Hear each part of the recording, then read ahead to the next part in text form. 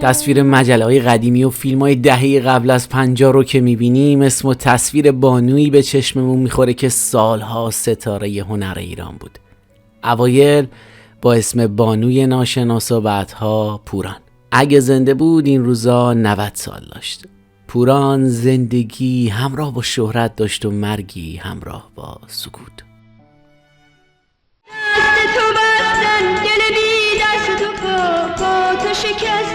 چی میخوای بینم؟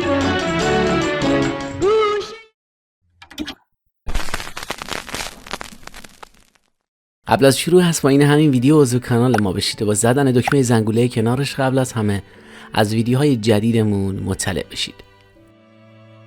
اسم اصلیش فرح دخت عباس طاقانی بود، ولی بیشتر مردم اونو با اسم پوران میشناسن.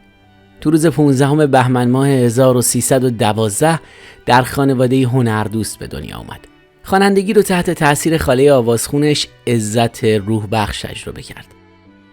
خودش از روزی یاد میکنه که همراه خاله‌اش به صفحه فروشی رویال رفته بود تا اون صفحه جدیدش رو پر کنه. خاله هم کار فوری داشت، رفت و کارش رو انجام بده و برگرده. ارکستر آماده بود و از من خواستن که بخونم. منم خوندم بدون اینکه بدونم صدامو ضبط کردن. همون صفحه فروشی اولین صفحه من به اسم کجایی کجایی رو به بازار فرستاد. با همین صفحه مردم با صدای من آشنا شدن. این تک ترانه شوق کار تو وجود پوران رو بیشتر کرد و آشناییش با عباس شاپوری باعث جرقه‌ای تو زندگی کاریش شد. شاپوری آهنگساز و نوازنده ویولون و از شاگردان صبا و یاحقی تو سال 1325 ترانه معروف گل پامچال رو برای عزت روح بخش ساخت و در زمان ضبط این ترانه بود که با خواهرزاده 14 ساله خانم روح بخش و صداش آشنا شد. پوران بعد از اینکه تحصیلات متوسطه‌اش رو تمام کرد وارد هنرستان عالی موسیقی شد و زیر نظر عباس شاپوری خوانندگی رو یاد گرفت و وقتی 19 ساله بود با اسم بانوی ناشناس خوانندگی رو شروع کرد و 1 سال بعد وارد رادیو ایران شد. قبل و بعد پوران هم خواننده‌هایی بودند که تو زمان شروع به کارشون با اسم ناشناس پا به عرصه هنر میذاشتن. هر کدوم هم دلایل خودشونا داشتن، بیشتر به خاطر مخالفت خانوادگی. ولی پوران هم با داشتن همسری آهنگساز و خانواده‌ای که اهل هنرم بودن با اسم ناشناس کارشو شروع کرد. شروع کار مشترک پوران با شاپوری بین اونا علاقه و عشق به وجود آورد که به کاراش رنگ و طعمی دیگه داد و باعث شد تا اون خیلی از بهترین ترانه‌هاشو با شاپوری بخونه. این رابطه عاشقانه حدوداً 7 سالی طول کشید و در نهایت به ازدواج رسید. پوران بعد از ازدواجش با عباس شاپوری که ترانه‌ساز خیلی از ترانه‌هاشم بود با اسم بانو شاپوری شناخته شد و با این اسم به فعالیت هنری ادامه داد. اوج دوران ابتدایی کار پوران نتیجه همکاریش با ناصر رستگار نژاد و عباس شاپوری بود. شاپوری از سال 1330 به مدت 7 سال حدوداً 100 آهنگ و رستگار نژاد 24 آهنگ برای پوران ساخت و پوران هم با اجراهای بی‌نظیرش حسابی معروف شد و اسمش سر زبون افتاد و ترانه‌هاش ورد زبون بیشتر زنا و دخترای ایرانی بود. دیگه به جای اینکه بگن پوران خواهرزاده روح بخشه میگفتن روح بخش خاله پورانه. شاپوری و پوران 8 سالی با هم زندگی کردند و پسری به اسم شهریار هم حاصل عشقشون بود. ولی بعد از این دوران پوران از شاپوری جدا شد، البته با جنجال‌های زیاد. من بارونو دوست داشتم تو نهر گلالود، من آفتابو دوست داشتم تو سیاه دودو. از اونجایی که پوران خواننده خیلی معروفی بود به محافل شبونه هنرمندا و مهمونی‌های خاص که از طبقه اعیان و اشراف بودن دعوت میشد که توی یکی از این محافل تیمور بختیار شیفته پوران میشه. بختیار چهره حکومتی قدرتمندی بود که تو اون زمان رئیس ساواک بود و پوران رو مجبور به جدایی از همسرش کرد. عباس شاپوری هم هرچی شکایت و پیگیری کرد نتونست جلوی خواسته بختیار مقاومت کنه. گفته شده که دلیل طلاق پوران از شاپوری علاوه بر دلباختگی تیمور این بود که پوران هم جذب قدرت، شهرت و ثروت بختیار شد. شاید هم رویای ملکه شدن رو توی سرش میپروروند. بختیار قبل از آشنایی با پوران 2 بار ازدواج کرده بود. بعد از اون که سازمان اطلاعات و امنیت کشور یعنی ساواک تشکیل شد، محمد رضا شاه تیمور بختیار رو برای ریاست این سازمان انتخاب کرد. قدرت طلبی بختیار تو اون سمت اونو به دومین شخص قدرتمند ایران تبدیل کرده بود و دیگه رئیس ساواک بودن براش کافی نبود و تلاش میکرد تا با آمریکایی‌ها وارد مذاکره بشه و نقشه کودتا علیه شاه رو اجرا کنه. و وقتی که در بهمن ماه 1339 شاه بختیار رو مأمور گفتگو و گرفتن کمک نظامی از آمریکا کرد، بختیار فرصت رو غنیمت دونست و تو سفری که به آمریکا داشت علاوه بر رسوندن پیام شاه به کندی رئیس جمهور وقت آمریکا درباره موضوع دیگه‌ای هم صحبت کرد که اون موضوع کودتا علیه محمد رضا شاه و در دست گرفتن حکومت بود. پیشنهادی که مورد قبول آمریکایی‌ها قرار نگرفت و موضوع رو به اطلاع شاه رسوندن و همین مسئله زمینه رو برای برکناری بختیار آماده کرد. بختیار هم بعد از برکناری از ریاست ساواک تو سال 1340 از ایران تبعید شد و کشور رو به مقصد روم ترک کرد و مدتی بعد هم عازم سوئیس و ژنو شد. اون که میدونست دیگه تو ساختار سیاسی ایران جایی نداره، به مخالفت با حکومت پهلوی مشغول شد و در نهایت تو سال 1349 در شکارگاهی نزدیک بغداد ترور شد. عشق من زیبانی نفر من در خواب نازی شبانی نفر من.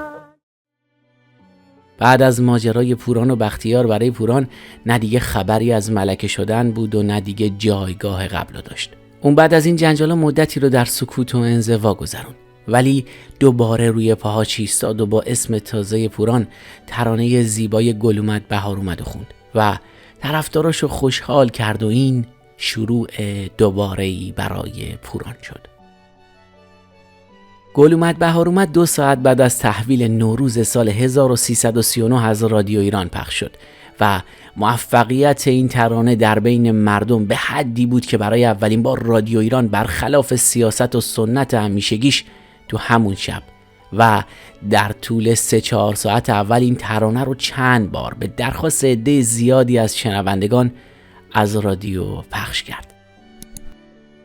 پوران بعد از اون با شرکت تو برنامه گلها و اجرای برنامه‌های مختلف در تلویزیون ملی ایران هم به شهرت زیادی رسید. بخش دیگه فعالیت‌های پوران به بازی و خوندن تو سینما مرتبط بود.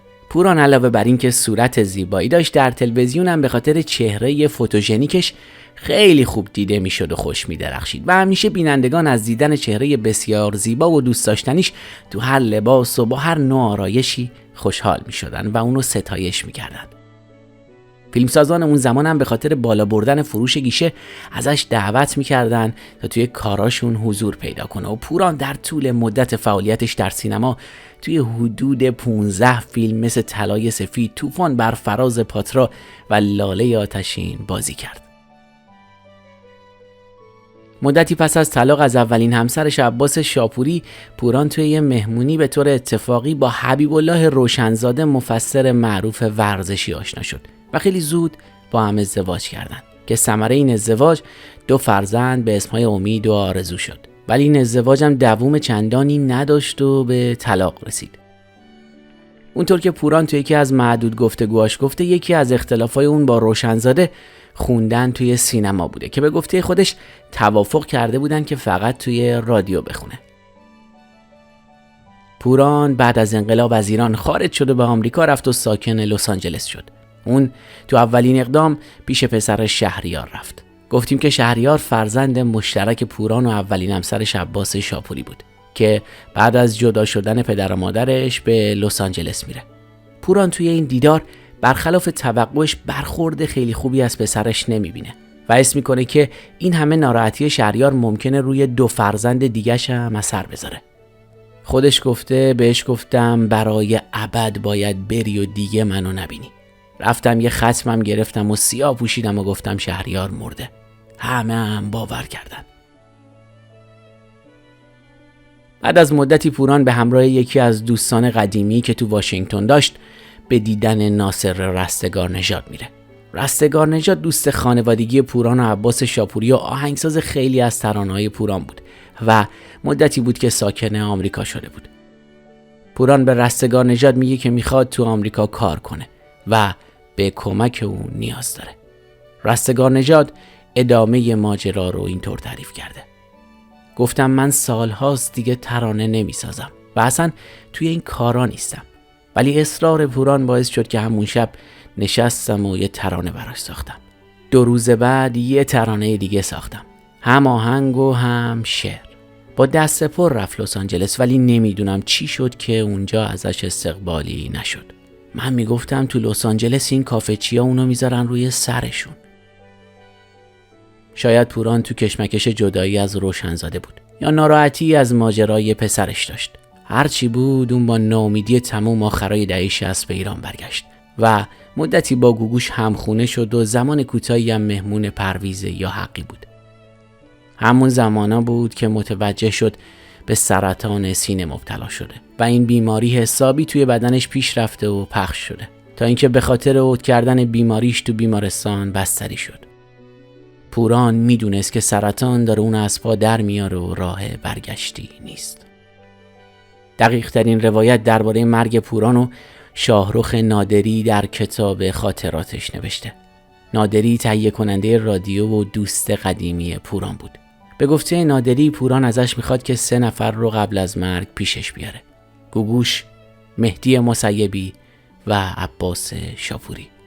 گوگوش و مسیبی رو نادری به آسونی بر بالین پوران آورد، ولی برای اینکه عباس شاپوری رو راضی به آخرین دیدار با همسر سابقش کنه خیلی تلاش کرد.